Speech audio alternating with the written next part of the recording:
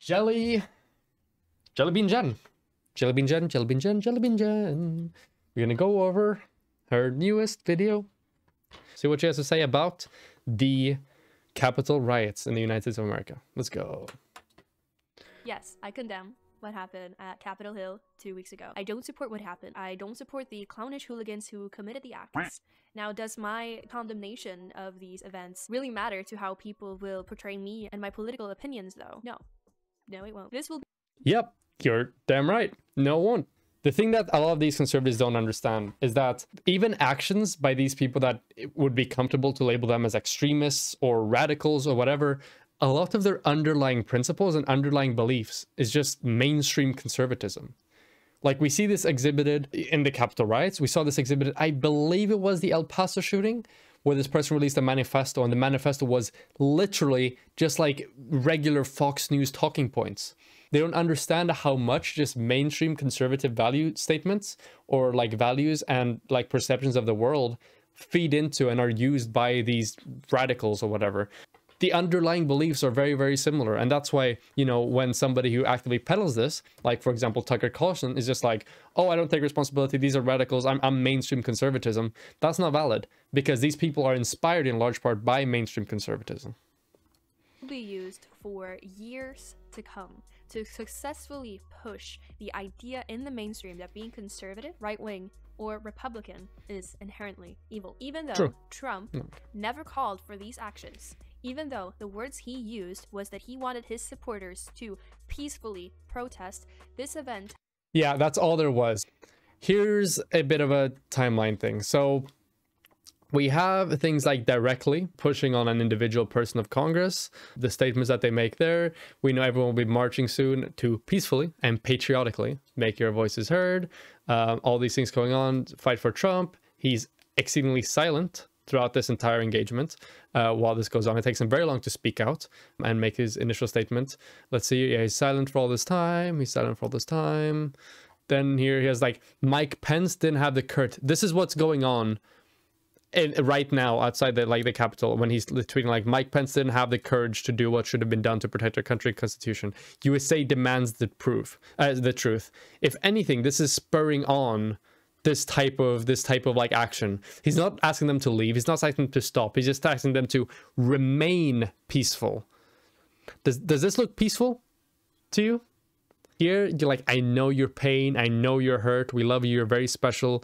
We've seen that happens. Like, always remember this day. You know, remember this day forever. Great patriots. This victory, which was unceremoniously and viciously stripped away from us. And the whole thing, which is like, which really started this, right? Which is Donald Trump like tacitly flirting or endorsing with conspiracy theories like QAnon, like the fact that he, you know, like won the election in a landslide. These conspiracy theories are the things that fuel this type of radical action. So just because he didn't say, oh, you should go and do violence on Capitol Hill, doesn't mean he wasn't one of the causative links that led to that behavior. It's kind of like when like far-right people talk about all, you know, these Jewish people, you know, it's kind of where they're overrepresented, you know, there's this history, you know, Frankfurt School, yada, yada.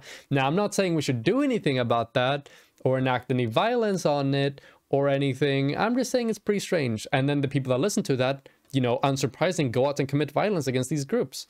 That's kind of what's going on here, right? Just because somebody doesn't directly say, hey, do this, doesn't mean that they're like, that doesn't mean that they aren't like spurring it on or encouraging that type of activity. We knew you were all scum. President of the United States peacefully protest. This event has been used to take the President of the United States off Twitter. Private platform. They can do whatever they want. I'm sorry. And go, aha, we knew it. We knew you were all scum. This is after— I mean, we knew that long ago, but the Democrats and the left-wingers have been inciting violence against the president and Republicans for 4 years. And please, show me where it says that protests are supposed to be polite and peaceful. I argue to you tonight, all punches are not equal morally.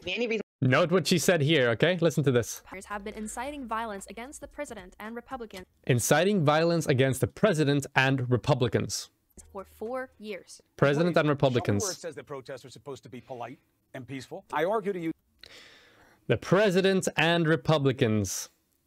No moral equivalency between Nazis and Antifa. I mean, if you want to admit or concede that, you know, Nazis and Trump and Republicans are, you know, like interchangeable, they're kind of the same group of people, I mean, I'm not going to complain about it. Any reasonable person would say we shouldn't be destroying other people's property, but these are not reasonable times. When was the last time an actor assassinated a president? I have thought an awful lot about blowing up the White House. Incoming.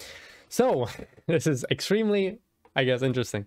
You know, I believe in the character of a president. I believe that they should symbolize the values of the United States of America. I believe that they should lead by example. I believe that they should be the model citizen in a lot of regards, okay? I believe that the standard of speech that, for example, the president should be held at is probably a hell of a lot higher than that for celebrities. That's not to say that what these people, the celebrities did weren't incitements to violence or whatever. Now you can have arguments about whether or not these incitements to violence are just or not, but putting these even in the same ballpark, putting the words of celebrities in the same ballpark as the word of the United States American president, possibly the most powerful man on the on the planet. If the president wants something said, they can get it said. This is the most powerful person on the planet, and putting like the gravity or the importance and the responsibility of their speech, you know, in comparison to celebrities and like news hosts is really is disingenuous in my opinion. Incoming Vice President Kamala Harris posted a donation link to help bail out BLM rioters in the middle of the chaos last year. I think for those protesting, and she said rioters, a bit more of, you know, like, you know, misframing, I suppose, the but yeah. actions taken. So comparing the BLM protests to the Capitol riots in terms of their legitimacy is, I say laughable a lot, but it's just incomprehensible. Protesting for civil rights with a backing of empirically, you know, demonstrated academic literature illustrating that the things you're protesting are justified in a sort of like struggle that has to do with egalitarianism, with civil rights, with your, you know, like citizens' rights within society, and putting that, once again, comparing that to a bunch of, you know, conspiracy theorists who go and enact violence on the Capitol Hill with intent to like assassinate or kidnap representatives there in the office on the basis of some crazy conspiracy theories, such as QAnon, such as the fact that Donald Trump won the election.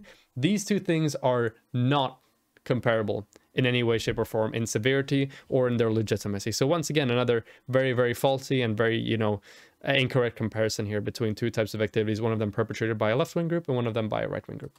Hypocritical madness to believe this to be worse than the destruction caused by BLM and Antifa last year, because one man died with a knee on his neck while being detained by a police officer, which, yes, is horrible. It's awful. It was awful to see in Minneapolis. Then businesses and cities have been burned all around the country. It does not make sense. Dozens of Americans. Once again, equating the legitimacy of these two things are not, you know, they're not even in the same ballpark. On top of that, yeah, the fact that you're framing like BLM as what they're protesting is just, oh, it's just this one guy that was killed by the police, which, I mean, it's really bad, but come on, it was just one guy, right? Like, okay, dude. The thing that they're protesting isn't only the killing of, the murder, the execution, frankly, of George Floyd. What they're protesting is the systemic racism that allows things like that and a bunch of other injustices to be perpetuated against Black Americans on a day-to-day basis. That's what they're protesting. And you're heavily underselling them by framing it in the way that you did just now. Cities up in flames after some protests turned into riots, often followed by looting. Once again, pickpocketed, cherry-picked examples. The vast majority of these protests were peaceful. 93% of Black Lives Matter protests have been peaceful, news report finds. On top of that, the 7% that weren't peaceful, it is not fair to assume that all of them were the purpose of Black Lives Matter protesters. Some of them were caused by police, they initiated. Some of them were caused by intentional, agitators that seek to disenfranchise and delegitimize Black Lives Matter protests. Some of them were caused by, this is really cringy, but like these like white Antifa kids from other cities who just see, riot, woo, support, and then they just dip and don't have to deal with the consequences. Painting this as the fault of Black Lives Matter and the organization that protests is not true. In fact, you will see a lot of these people that are more heavily connected to Black Lives Matter are often the ones saying, watch out for agitators, don't engage in violence, don't do this, don't do that. The damage cost is estimated to be at a monetary value of around $1 to $2 billion.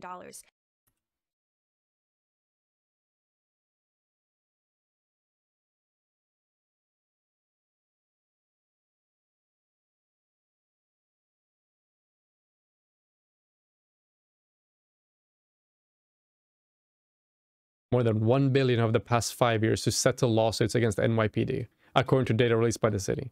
So this is just in the last 5 years by a police institution to settle lawsuits. So things pressed against it that they're like, oh, we're just gonna hand wave this, we're just gonna dismiss this right off the bat. Like, these costs are not massive when put into proportion, especially when it comes to what they're protesting. What they're literally protesting is like institutions like the NYPD, who utilize this type of money extremely frequently, but not for causes equally legitimate, such as the Black Lives Matter protests, where people are literally protesting for civil rights, but to hand wave infractions and injustices committed on the part of their police officers. And also, if you put this into context with like the wealth of the United States of America, $1 billion is nothing. I'm sorry. When it comes to the way like the, you know, like federal government is able to like repair for these damages, you need to put these numbers in context instead of just being like, oh, big number, you know, like, come on. Add to this that people have been losing their jobs due to the Rona and have had major restrictions put on them while seeing these thugs run around on the streets. And there we go. Once again, classic meme. You know, these black protesters, thugs. Heavily racially used, you know, word, very heavily the racial connotations, very heavily linked to assuming criminality on the part of these people. It is literally just like textbook racial bias being exhibited within this video. These videos and the sort of like cultural attitudes that it expresses throughout it are the exact type of things that Black Lives Matter as an, you know, as an organization is protesting and is trying to get rid of. adhering to completely different rules, then having the media cover for them. I want to be clear in how I characterize this. This is mostly a protest. It is not, generally speaking, unruly. What you're seeing behind me is one of multiple locations that have been burning in Kenosha, Wisconsin. People are risking COVID to explain to this country that we're fed up. I think most people are caught up as to what has been happening. Also, the protests lead to like I think it was like a decrease in COVID transmission, not an increase, because more people stayed home because they were afraid of the protests. Also, the protests had to much higher proportion because there's more left-wing people within the protesters were wearing masks.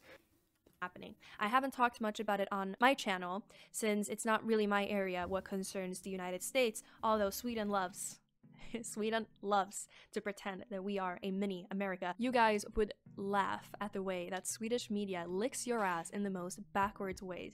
Swedish journalists have adopted your racial issues, although our history looks nothing like yours. They pretend that Jimmie Åkesson of the Sweden Democrats, who is very much just pushing for a functioning welfare state, could in any way resemble the loudmouth Republican Donald Trump, just because in comparison, very timid, Jimmie Åkesson wants to stop mass immigration. He is just a functioning welfare state, by the way. Nothing more, by the way. Just a functioning welfare state, by the way. Not segregating classrooms based on ethnicity, by the way. Not every single, immigrant has a heritable essence that determines their compatibility with society, by the way. Not deporting, deporting immigrants or refugees that have lived here for like decades, by the way. Also, we haven't had like mass immigration is also an extreme relative term. And also since 2015, we have accepted an exceedingly few amounts of immigrants per year. Once again, Jimmie Åkesson is not just a person who just wants a functioning welfare state, okay? He is a racist. He's a bigot. He pushes for policies which are impractical, which are morally reprehensible, and which just do not make sense on an argumentative level. Characterizing him in that way and excluding all the other things you have about SD as a movement, their neo-Nazi roots, the segregation of classrooms, the deportation of these citizens, the, inheritable essence of individuals that determine their compatibility with society is extremely disingenuous. It is extremely disingenuous. The framing that, the United States and the Sweden don't have similar climates, in large part, no, they don't. However, it's the United States. Every single country does this to some degree, where they report disproportionately in the United States of America. Obviously, it's the world's largest country. This is by no means exclusive to Sweden. But, You know, the thing she's talking about is how Sweden has like a completely different history and, you know, don't have issues when it comes to like racial equality or with discrimination in places like the criminal justice system or the workforce or stuff like that is, you know, once again, completely unfounded. I have another document on this, examining discrimination and immigration in Sweden, with, you know, a bunch of the sort of issues that and institutional barriers and discrimination that immigrants face, and, you know, people of non-Swedish origin face in Sweden today. So yeah, it's a lot more similar than what Jellybean Jen would think, and it comes from a place of being uneducated, basically.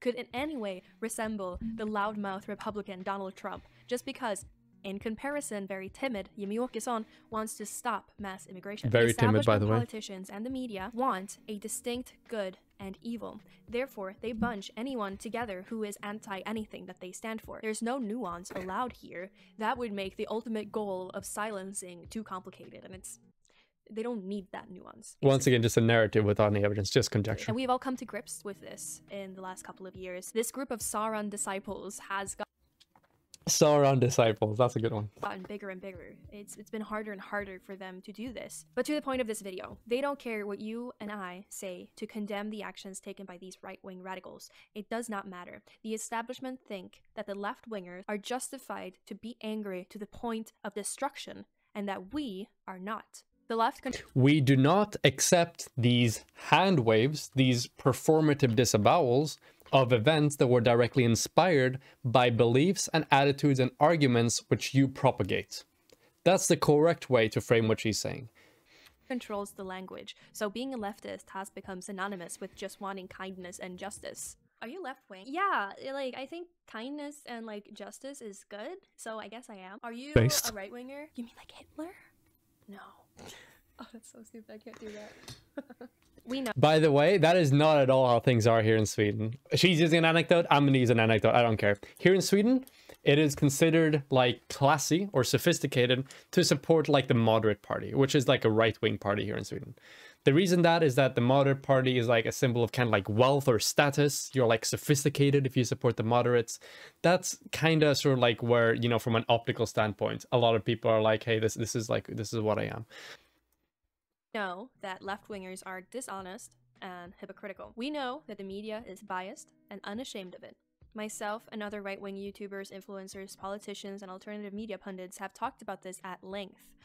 But at some point, we know these things provides zero evidence, by the way. It seems like we are screaming into the void while the left are gaining more power and are getting their politics through. While you and I make the effort to read up POV, you're losing. On their ideology, spend time hearing their arguments, we listen to them and give them the time of day. They could not care less about what we have to say, and nothing we do changes their opinion of us being racist, bigoted, intolerant fascists. We change our language for them. We let them decide over who we talk to. We censor ourselves for them. This is just literally what happens in political structures when you're on the losing side. This is nothing exclusive to lefties. You can bet your ass that had the conservatives been winning, you guys would be doing the exact same shit. Like, this is just how political struggles work, right? This is just the downstream effect that it has on discourse as a whole. We slowly adapt their worldview and then laugh at them while we do it as if we've somehow won. By playing to their diversity rule of needing a woman to talk about women's issues, an immigrant to talk about immigration, and a gay man to talk about the issues with the LGBTQ lobby. What the fuck is the LGBTQ lobby? These massive, like, shady billionaires and millionaires determined to make the society a friendlier place for gender and sexual minorities. In Sweden, all attempts to make right-wing think tanks end up with a communist alibi in their writing team. It's like we're ashamed of our opinions. We've let the media define who we are. I have no responsibility to explain myself to the hysterical left-wingers or the media. The mutual... Well, that explains why you dodged the debate with me, huh? I guess. You have no responsibility to explain your opinions. Huh. You could have guessed. Trust is not there, and if they think that I have to defend my opinions, they are wrong. She's literally just... She's saying that you shouldn't have to defend her opinions. That's what she's saying here, practically. We should just treat her with legitimacy, even though she has no basis to her opinions. The recent events in the USA show me is that we are losing quickly and in a big way. I live in Sweden, and I've been covering the madness that's going on here all of 2020, and I am tired. It is this constant coverage of evil and showing how the government is not on our side. We yell into the void of social media platforms, but all it does is work as an outlet to get this false feeling of being heard while corrupt politicians are still getting their way in screwing you over. Do you think that it is valuable in and of itself to be right, to have the facts and the logic on your side in that way, or do you think that we are just stuck in a negative feedback loop of just reacting to their bullshit and then letting them have their way anyway? Are we not just stuck playing by their rules? They are not afraid to say that they want to hurt us. They are not afraid to cause real destruction on the streets, to yell openly that they want cops, Trump, Jimmy Åkesson, and conservatives dead. Okay. While we are sat at home hoping to not hurt their feelings online so that we get canceled. This is a long sentence, by the way. Okay, there we go. Jesus Christ. Okay. Number one, right-wing violence is far more prevalent than left-wing violence and probably has for most of history. That's point number one. Number two, if you seem so determined that the facts and the logic are on your side in this, just like with Angry Foreigner, I'm going to extend you, Jellybean Jen, another invitation to come on and defend, you know, your beliefs, which as a, you know, like a free speech enthusiast, as a marketplace of ideas enthusiast, I believe that you should defend your ideas. I'm willing to offer you, you know, like an opportunity to come on here and defend your opinions in a discussion or in a debate or in however way you would want to. Pat ourselves on the back for being the real tolerant ones, the logical and factual side, but what does that matter in and of itself? The edgelord meme era was fun, and it has been fun connecting to people online in our mutual anger and seeing YouTubers on our side grow bigger. But the big tech monopoly just removed the United States president from virtually all platforms. This power grab is either done because they know they already have that power over us, or it is because they're scared. We're the ones that's scared, but she's the one that won't come on to debate. Okay. Also, big tech. Good meme. She said big tech monopoly at some point. Think about it this way, okay? The left or the right, who's mostly against monopolies and massive business conglomerates? I would argue it's the left. It's fairly inarguable when you look at a historical perspective and also from an argumentative perspective. Now, I want to mention, remember at the beginning how she was like outraged. Oh, these people want to accept our disavowals of you know, these things. I mean, it's not like we've been peddling these ideas. And then through her entire video, it's just consistently a framing of an us and them mentality. And if you know anything about political history, this us and them mentality, this mentality of we're losing, we need to take action, they're silencing us, they want us dead, you know, they aren't listening to us, we're losing. That's the exact type of rhetoric, the exact type of framing that encourages actions like the Capitol Hill riots. So she starts off the video, you know, disavowing them, and then throughout the entire video, she uses the exact type of rhetoric that encouraged them to take that action in the first place. It's exceedingly, it's hypocritical, it's nonsensical, it's contradictory, it's, you know, anti-intellectual, it's everything. I'm gonna throw every single buzzword at this because this is one of the worst videos I've probably seen or gone over so far, especially given my personal history with engaging in this person, in which I extended them an invitation to come on and talk, and they're like, no, I don't really do that. And this seems to be the pattern with these Swedish like right-wingers that I come out to reach out to. They're so used to not being challenged. They posture as the factual ones, the ones that have facts and logic on their side, that have, you know, that can argue for their thing. It's the left that don't want to argue and just want to, you know, lock themselves in their echo chambers and exert power. When these are the types of people that will like crumble under pressure and are not able to accept any challenges from people who are, you know, like somewhat competent or somewhat educated when it comes to discussing these topics. There's a reason why conservatives often do, you know, they often talk about like articles which they misread and misrepresent and talk to like random high school and college kids. It's because they know that their ideas crumble under the pressure of any competent scrutiny or rhetoric or argumentation.